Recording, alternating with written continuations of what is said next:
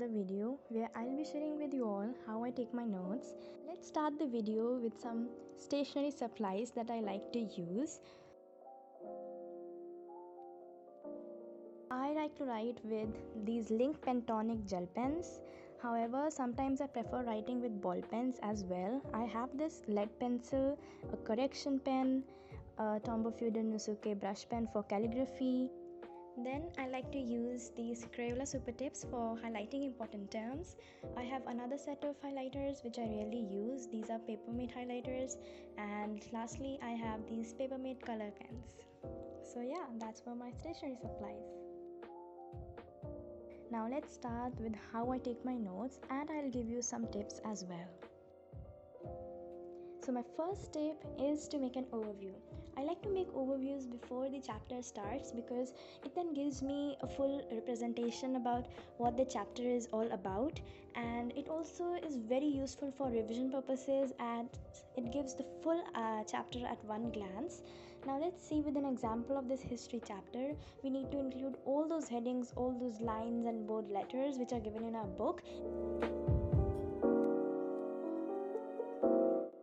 What I do is I write the main heading with the black pen while I write the subheadings with the blue pen, and at the end I just connect them using arrows, so it sort of becomes like a timeline and all of the topics are connected.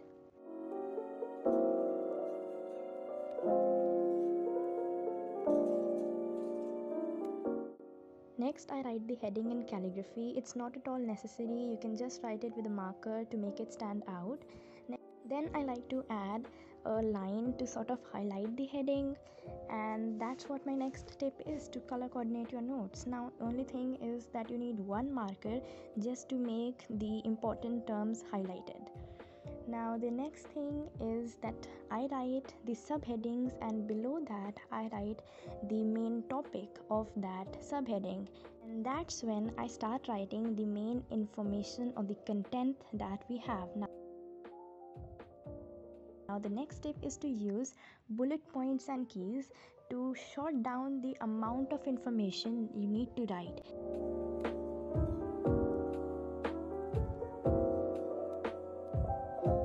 Another tip that I like to use is to highlight important terms, whether be it like underlining or while highlighting, or even you can use a symbol to indicate that it's an important point.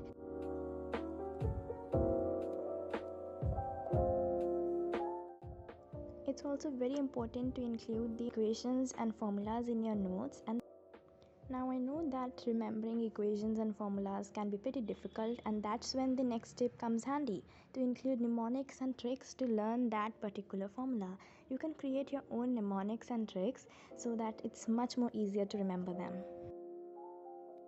Next tip is to use a table to compare or distinguish between two things. Now what happens is, most of the time in our exam we get a question like to compare between two different things or distinguish between them, and that's when this method comes handy. I like to use this method as it gives a visual representation instead of writing two separate paragraphs. What I do is I create a table and write the heading of that two topics and just write down the points. Now the next tip is to use flowcharts. Now I can't stress enough how important this step is, as this can totally change the way your notes look. It just makes it much more easier to understand, and it just cuts down the amount of information you need to write down. Another step for efficient notes is, I think all of you already know, is to include proper and labeled diagrams, especially in subjects like bio. The next thing that you can go for is to make a summary. Now this is not at all necessary, because the notes that you are making is already a summary of what you have learned. But if you think that a big concept can be broken down into less than 2 sentences, then go for the summary.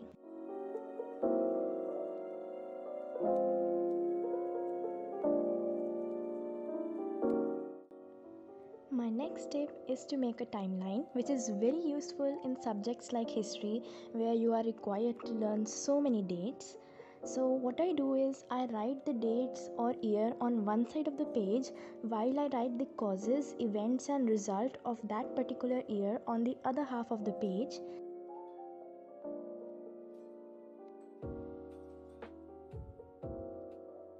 And then at the end I mention the period of that span of years on the left margin.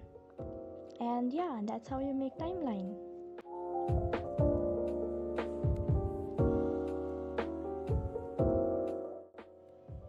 The next step is to include a mind map in your notes with the central idea in the middle and the subtopics branching out of it. You can include the main ideas of that subtopic beneath that in bullet points.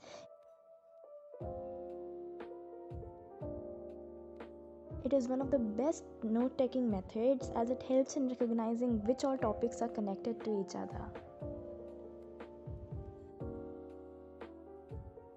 Now let's answer some of your questions. The first question is, when should you make notes? I believe that you should make notes when you are attending your online class or when you are watching a YouTube lecture, so that you can simultaneously include the points which your teacher says is important. And the next question is how to make notes in online classes. It can be pretty difficult, but the easiest way to do is to write only the main points, and you can add the subheadings and diagrams, etc. at the end of the class. So that's how I do it. The next question is how to avoid making long notes. The best way to make short notes is to write in bullet points. To make a mind map or a flow chart, total points should be included. So you need to identify the important points which are given in your book, especially the ones which are given in bold letters, or which are the headings and subheadings, and the points that are given beneath them, or you can even include definitions and in-text questions. Guys asked about note-taking essentials. Honestly, you don't need anything extra than a couple of pen and a notebook to write. But yes, if you want to include a marker or sketch pen, go for it to make your headings and subheadings stand out. But do I use mind maps and flowcharts in my notes? And I think it's pretty evident from the video itself that I obviously use mind maps and flowcharts. It just makes the concept so much easier to understand. I make notes from books or from the educational websites. The answer is that I make notes while watching a YouTube video. So I always have a book open in front of me so that I can always include the point which are given in the book. If you are watching like a YouTube video or taking help from a website, I would recommend to have a book in front of you. That was all for today's video. Thank you so much for watching.